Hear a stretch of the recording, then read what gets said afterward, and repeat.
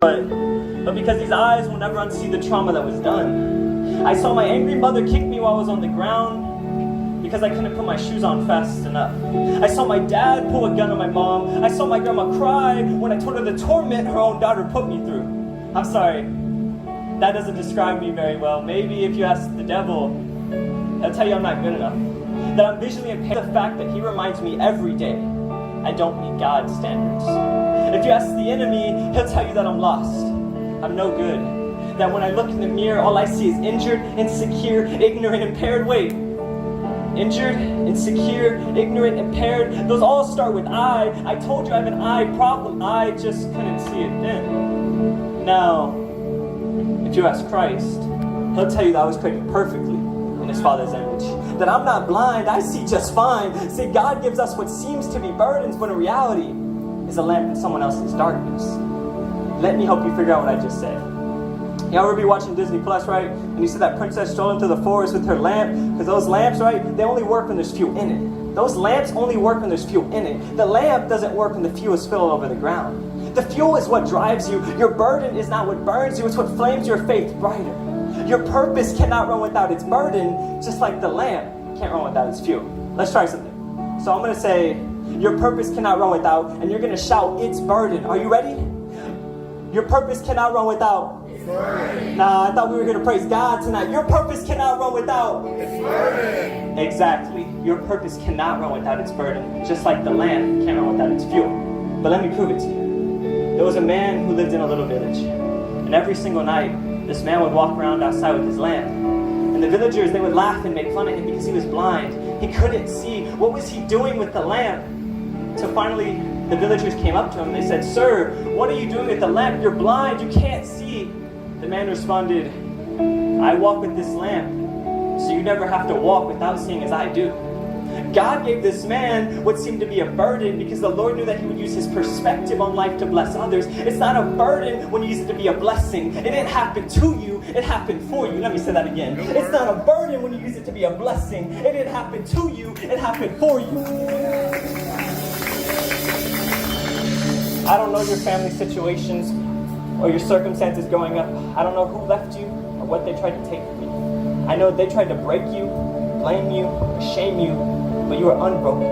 And the only way they can break you is through your breakthrough. Those burdens and bullies didn't break you. How do I know? You're still here. You are still here. The enemy wants you dead and defeated, but you are still here. Something has you in this house tonight. You are still here. When you give your burdens back to God, they become blessings to other people. Don't bury it. Don't hide it. Give it. Remember the old man and the lamp. He doesn't pick up the lamp. He doesn't put fuel in the lamp. He doesn't stop worrying about his own blindness and start helping others see in their darkness. How many people does it affect?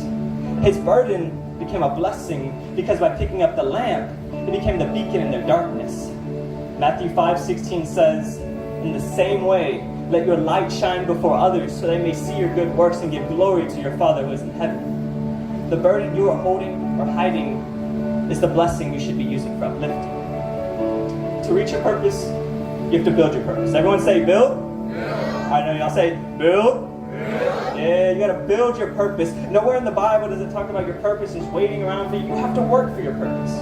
Let me give you another example. There was a man who came to America during the Great Gold Rush, hoping to find gold like everyone else.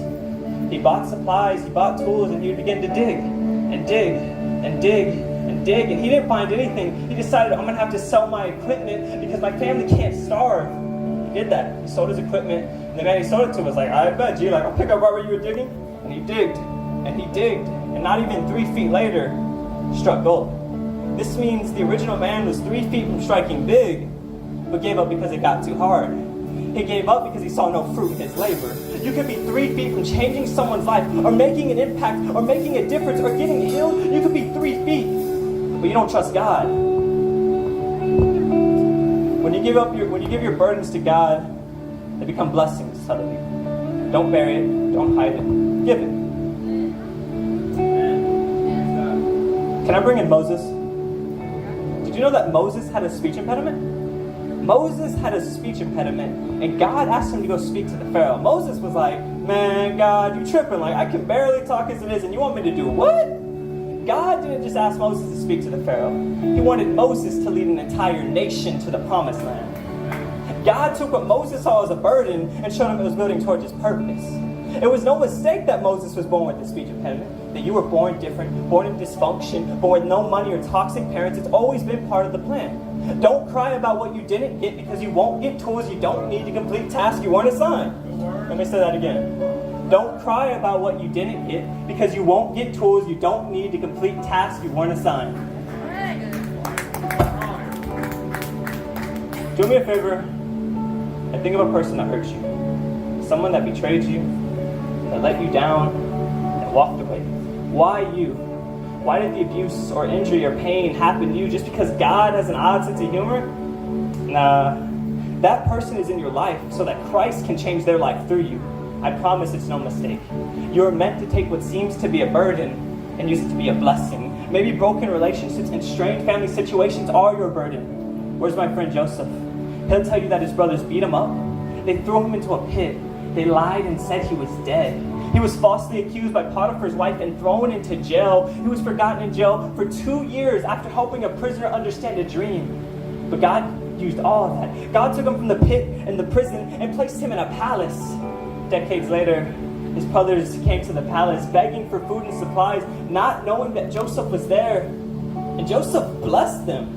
His burden was his family and his gift to interpret dreams, but his purpose was to forgive them. His purpose was to show us thousands of years later how to forgive and how God can use all things.